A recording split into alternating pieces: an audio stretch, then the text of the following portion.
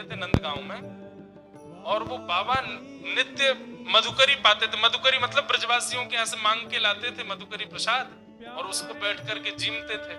और जो मधुकरी प्रसाद बच जाता था ना, वो वहीं एक ग्राम सिन्न आता था उनकी कुटिया के पास, उसको खिला देते थे, उसको बांट देते, चीटियों में डाल देते, ऐसा ऐसा करते थे। एक बार उन बाबा को कहीं किसी अन्य स्थान पर 1-2 दिन के लिए जाना हुआ, और 2 दिन के लिए बाबा चले गए। 2 दिन बाद तीसरे दिन जब लौट करके आए, तो तीसरे दिन रोने की उनको आवाजें आने लगी, कोई रो रहा है। तो बाबा ने कुटिया से निकल करके पूछा, अरे भाई कौन रो रहा है, कहां से आवाज आ रही है? तभी एक ज्योति जैसी प्रकट हुई और वो कहने लगी, बोले बाबा प्रणाम, मैं नंदगाम कोई एक व्यक्ति हूं, मेरे द्वारा एक अपराध बन गयो, और देखो ब्रज की कितनी कृपा है, यहाँ इतने बड़े अपराध करने पर भी प्रेत तो बनो, लेकिन प्रेत भी ब्रजमंडल को ही बनो, ब्रज को ही प्रेत बनो बाबा। तो मैं प्रेत बन गया हूं, मैं आपको आज धन्यवाद कहवे आया हूं। काहे को? बोले क्योंकि आपने, मैं जब ग्राम सिन्न के रूप में आपके यहाँ आता तो आप रोज मधुकरी, एक तो ब्रजवासिन के घर की मधुकरी और वाकु आप उच्छिष्ट कर देते, ब्रजवासिन के घर की बनी आपकी उच्छिष्ट याकू मैं जब एक ग्राम सिन्न के रूप में पायो करतो, वही से मेरे पाप नष्ट रहते चले गए और अब मैं मुक्त है गया हूं। बाबा आपकी झूठन खावे से, ब्रजवासिन के घर की मधुकरी पावे से मैं मुक्त तो 2 दिन पहले है, पर 2 दिन से प्रतीक्षा कर रहा हूं, आप आए नहीं। आप आ गए हो तो बाबा मैं अब मुक्त है रहे हूं, आपको धन्यवाद कहवे आयो। बाबा बोले, ओ प्रेत रुक, यहीं पर रुक जा, रुक जा, रुक जा, अभी इतनी जल्दी मुक्त है कि कहां जा रहा हूं, यहीं रुक। बोले भैया तू एरो गैरो भूत नहीं है, तू तो ब्रज को भूत है, और ब्रजवासी है निश्चित ही पूर्व जन्म को। तेने इतने दिना तक मेरी झूठन प्रसाद पाई, तेरे पाप मैंने मुक्त कर दिए, तू मेरा एक काम ना करेगो? तो प्रेत बोला, बोले आज्ञा करो बाबा, कहा करूं? बोले ये बता दे नंद नंदन कहां मिले, श्री कृष्ण कहां मिले? प्रेत से कहने लगे, श्री कृष्ण कहां मिलेंगे बताओ। मुझे लगता है बंधुओं, इन सब कथाओं को कहते हुए हम अगर प्रेत की चर्चा सुन के भी भयभीत हो रहे हैं ना, तो समझो अभी भक्ति कम है हमारे भीतर। प्रेत में भी गुण देखे, वो वैष्णव का स्वरूप होता है, हम कहां हैं अभी वैष्णव। वो प्रेत से कह रहे हैं कि अरे प्रेत तू देख मुक्त है गया, मेरी झूठन खा के तो मैंने मुक्त कर दिया, अब तू मेरो काम कर। बोले कहा, मुझे बता दे नंद नंदन कहां मिलेगा? बाबा चरणों में गिर गए, बोले मैं तेरे हाथ जोड़ू, मैं तेरे नाम ते मैं रोज नाम जप करूंगा, तू मुक्त है जाए, तेरा पूरा परिवार मुक्त है जाए, कोई प्रेत बाधा में नहीं रहेगो, लेकिन बस एक बार मुझको ये बता दे, तू भैया प्रेत है तो जरूर पता होगी ठाकुर जी कहाँ, मुझको ये बता दे वो नंद नंदन कहाँ मिलेंगे। प्रेत आनंद में भर गया, बोले बाबा बताऊं कहाँ है? बोले बताओ। बोले रोज एक गैया चराने वाला जाता है यहां से, उसकी असंख्य गायें जाती हैं बाबा, वो उन गैयान में 2-4 गैया जो है ना, वो नंद भवन की गौशाला, जो नंद बाबा के समय पे 5000 वर्ष पहले जो गौशाला, नंद बाबा की गौशाला ही ना, आज भी बंधुओं यशोदा मैया, नंद बाबा, ठाकुर जी की जो गैयाएं थी, उनकी पीढ़ियों की गैया आज भी हैं हमारे ब्रज में।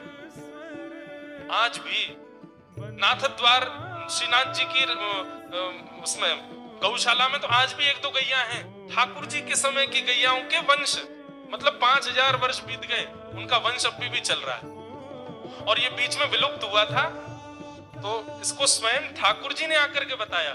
जब श्रीनाथ जी प्रकट हुए गिरिराज जी में, तो सत्तू पाणी नाम का वहां पे ब्रजवासी रहता था। उस सत्तू पाणी की गैया रोज गिरिराज जी पर जाती और गिरिराज जी पर जाके अनायासी अपने थनों से दूध बहा देती।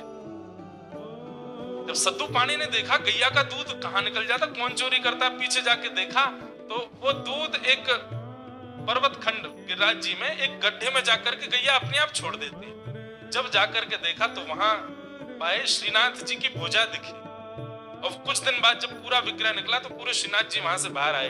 तो सद्दू पांडे को आज्ञा करते हुए भगवान कहते हैं, बोले मैं या गैया को दूध या मारे पीऊं, क्योंकि जे गैया मेरी यशोदा मैया और नंद बाबा की प्रिय गैया की ही वंश की है। ये तेरी गैया ना है, जी मेरी गैया है, या को दूध में या मारे पीऊं। तब फिर वंश का पता चला, ये भगवान के उस समय के वंश की गैयाओं की गैया है, उसी का वंश आज तक बचा हुआ है। तो आज भी कई गैया हमारे ब्रजमंडल की जो नस्ल है गायों की, वो ठाकुर जी के नंद भवन की गैयाओं की गैया हैं सब।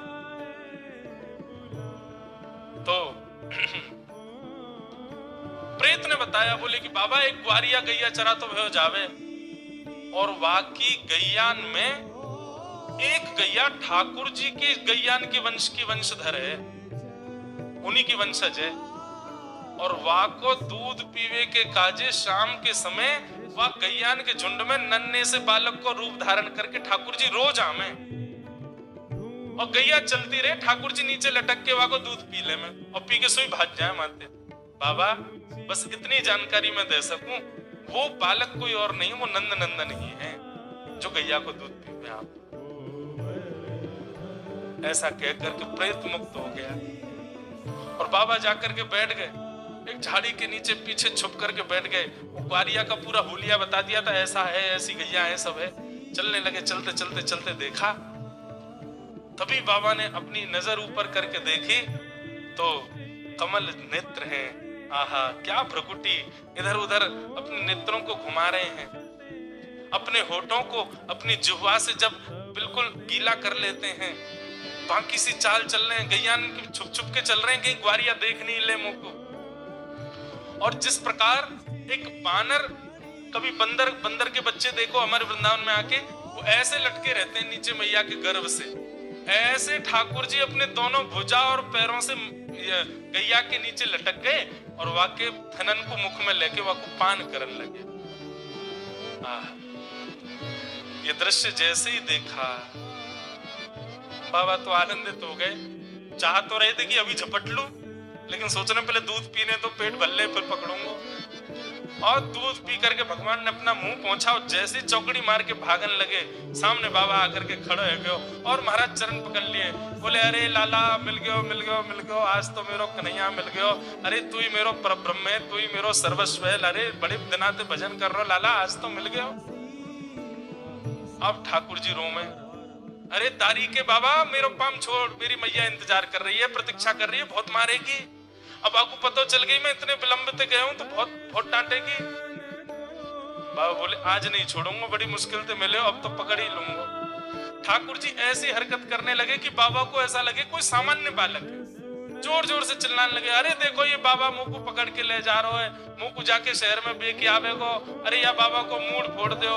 ऐसे ठाकुर जी चिल्लाने लगे। वहां कुछ लोग इकट्ठे भी होने लगे, सब कहने अरे बाबा जी कहाँ कर रहे हो, तेने ही छोरा का पकड़ लियो, जन कौन से ब्रजवासी को छोरा है।